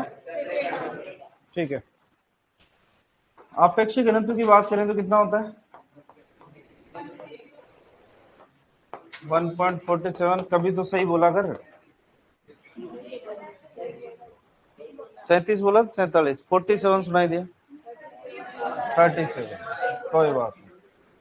चलो चलो कोई बात नहीं, गलती हो गई रे, सुनने में गलती हुई। अरे बोला कर, तुम बोला कर आराम से, बोलने में नहीं, बोलने के अंदर दिक्कत नहीं है। गलत बोलेगी मैं सही करवा दूंगा, है ना, लेकिन वहां पे गलत नहीं करके आना पड़ेगा। अच्छा, आपेक्षिक घनत्व तो ये रहता है इसका। और क्या लिखा था इसके लिए, स्किम्ड मिल्क के लिए? SNF कितना होता है? SNF,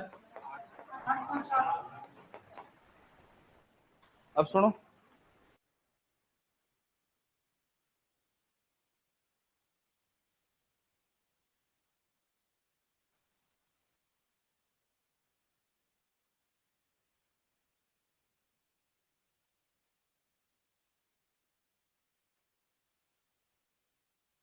हाँ, भरोसे मत रहना, लिखना शुरू करो। लिखो क्या? हाँ, ये नोट यहीं पे लिख लो, ऐसा करो। सर आवाज नहीं आ रही? अरे आ रही है आवाज तो। पहले नोट डाल के लिखो, क्रीम के बाद में, क्रीम के जस्ट बाद में लिख लो अगर जगह है तो। नहीं है तो फिर लिखो बटर, लिखो तुम तो बटर, लिखो बटर। अरे लिख लो, जगह छोड़ दो जगह। लिखो लिखो फटाफट लिखो।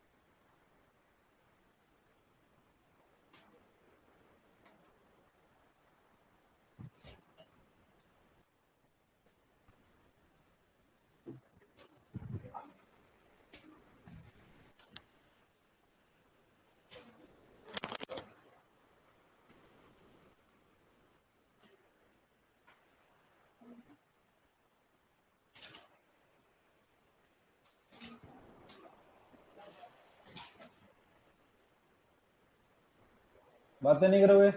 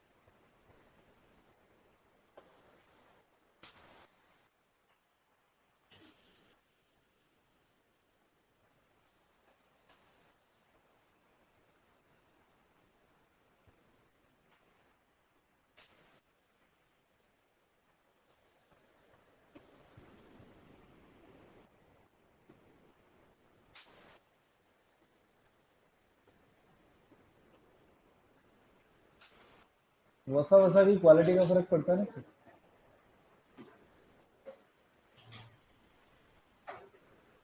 वसा वसी अम्लों से मिलकर बनती है omega 3 omega 6 fatty acids.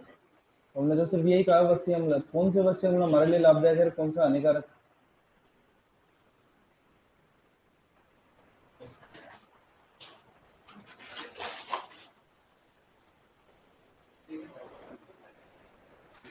Code liver oil के अंदर ओमेगा 3 फैटी एसिड्स।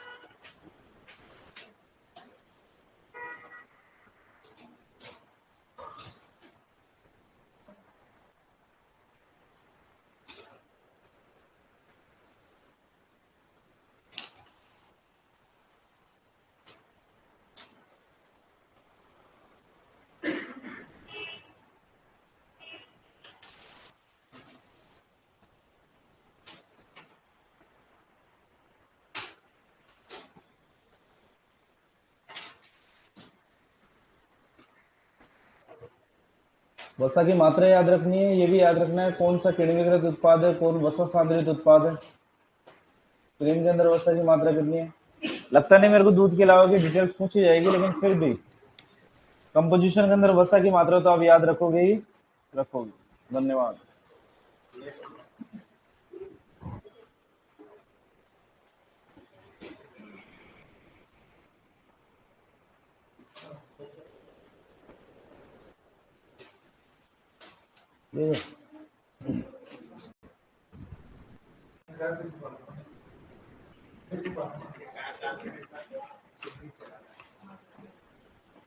पालते हैं ना अपने घर पे, है घर पे, देख हमारे।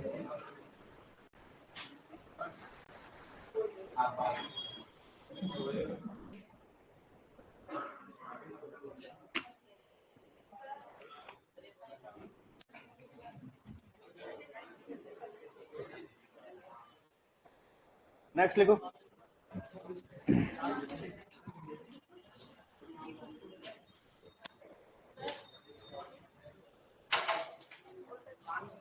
कौन भी आवाज नहीं आ रही।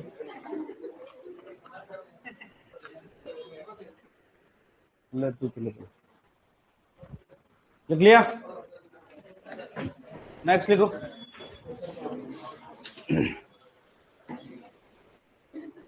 लिख पूरा लिख इसको।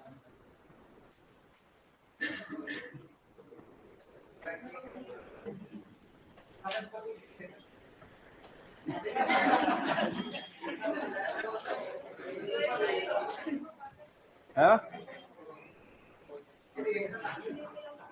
अच्छा, अपने बताया नहीं खाद्य अपमिश्रण निवारण अधिनियम 1954, उसके अंदर सजा का प्रावधान है।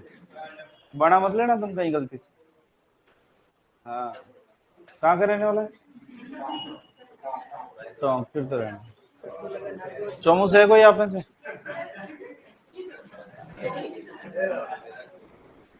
अपने को तो पता ही है।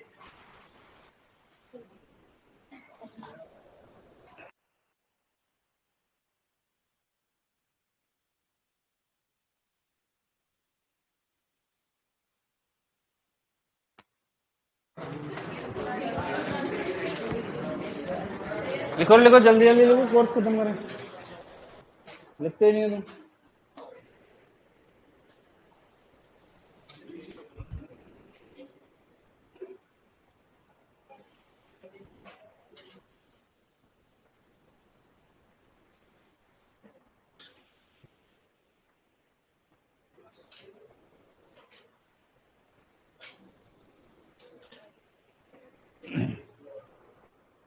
भैंस के दूध से सबसे पहले पाउडर भी इंडिया में ही बनाया था। विदेश वाले गायों के दूध का बना रहे थे, हमने भैंस का दूध का बना दिया पाउडर।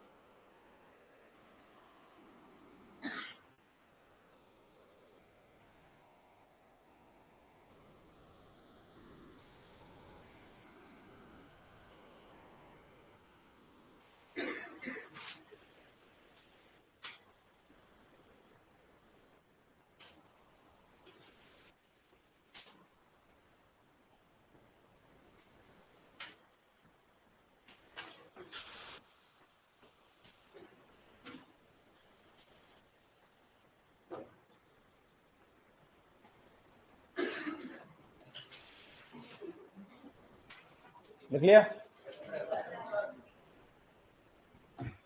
नेक्स्ट लिखो skimmed milk powder.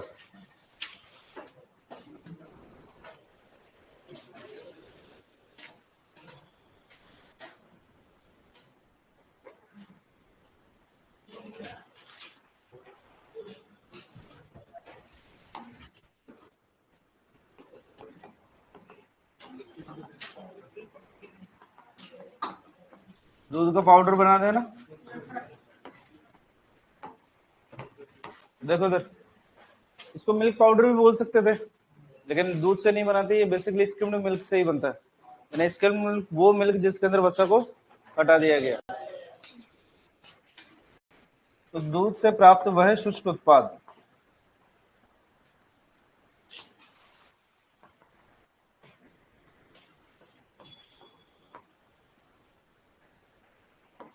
Dried product जिसमें नमी की अधिकतम मात्रा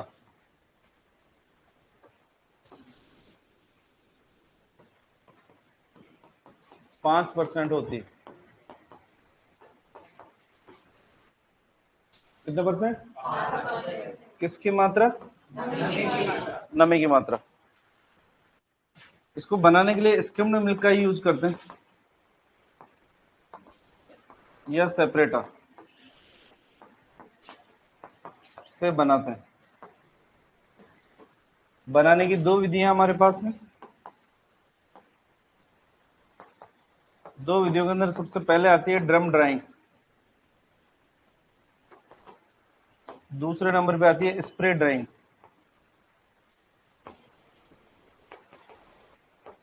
पूछा था ड्रम ड्राइंग के अंदर टेम्परेचर कितना होता है?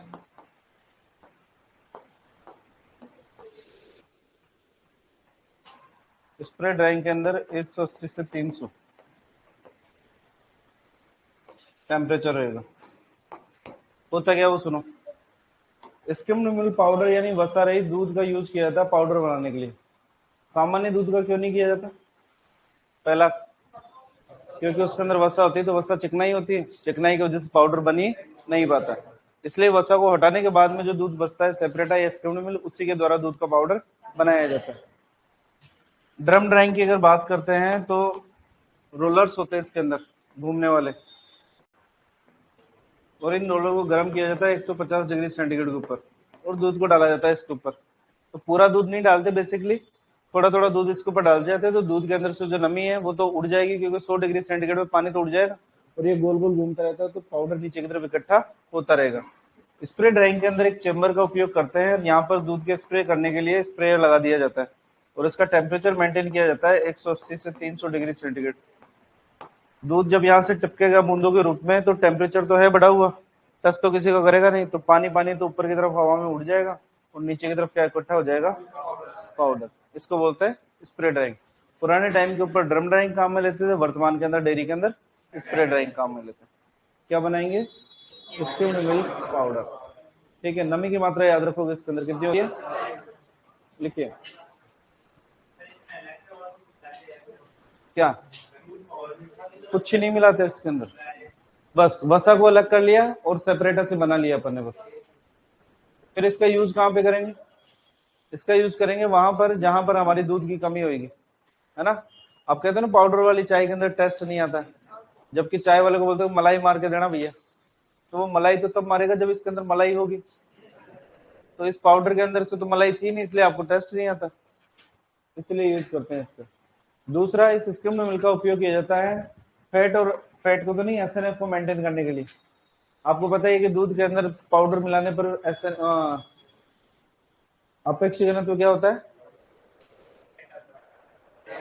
बढ़ेगा, और पानी मिलाने पर घटेगा। तो उसके अंदर भी अपेक्षित घनत्व को मैनेज करने के लिए भी अपने को यूज करना पड़ेगा,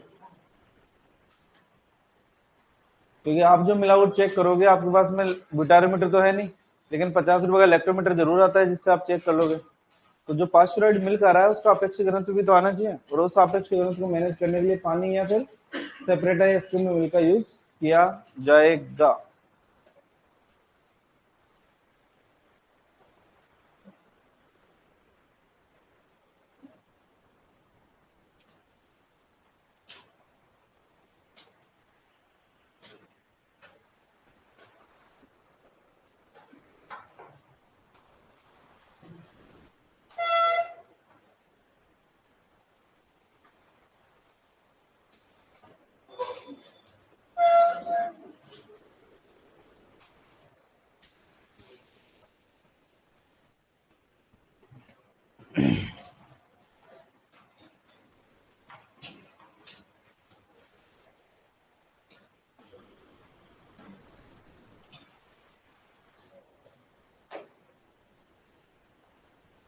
ड्रम ड्राइंग स्प्रे ड्राइंग अपने से पूछा नहीं जाएगा, लेकिन नमी की मात्रा जरूर याद रखोगे कि स्किम्ड मिल्क पाउडर के अंदर नमी की मात्रा, अधिकतम मात्रा कितना परसेंट होगी?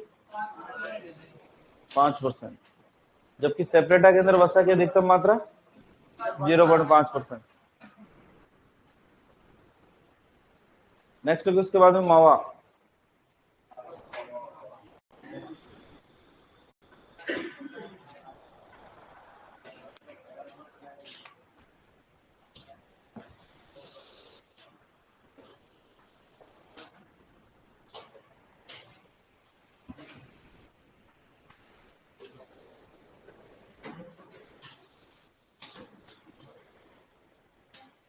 मावा कैसे बनाते हैं?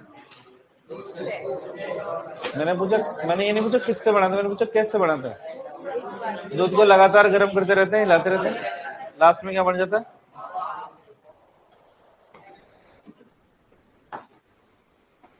मावा। वर्ड काम में ले रहे हैं निर्जलीकृत।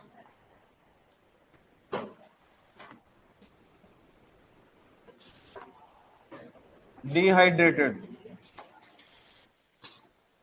निर्जलीकृत दूध उत्पाद है जिसे दूध को लगातार गर्म करके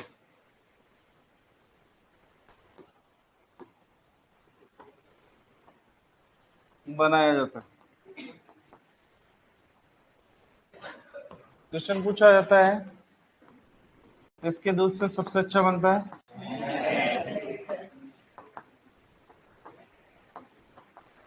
सर्वोत्तम गुणवत्ता का भी होगा और मात्रा।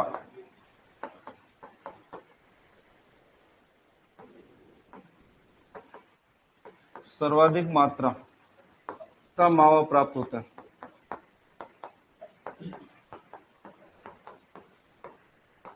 ठीक है। क्वालिटी वाइज भी सबसे अच्छा मावा किसका रहेगा? भैंस के दूध से। और क्वांटिटी वाइज भी इसके जस्ट आगे पनीर बढ़ेंगे अपन, हम कहेंगे गाय के दूध से 14% पनीर, जबकि भैंस के दूध से 20% पनीर प्राप्त होता है ना। लेकिन वहां पर फिर लिखेंगे कि सर्वोत्तम गुणवत्ता का पनीर गाय के दूध से। तो वहां पर क्वांटिटी तो किसके दूध से? भैंस के दूध से। लेकिन क्वालिटी वाइज देखी जाए तो यहाँ पर दोनों भैंस के दूध से। लिखिए, अंडरलाइन करोगे निर्जलीकृत, डिहाइड्रेटेड।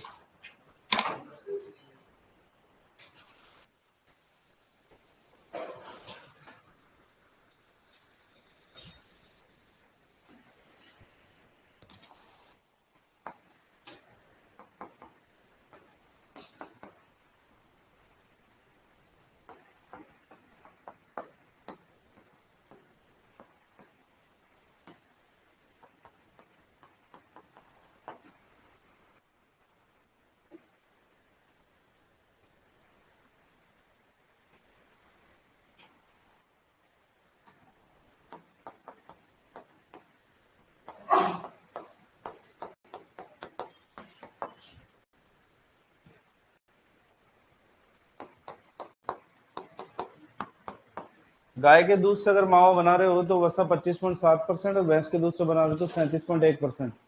प्रोटीन की मात्रा भैंस के दूध के अंदर थोड़ी सी कम रहेगी गाय के दूध से बने हुए मावे के मुकाबले।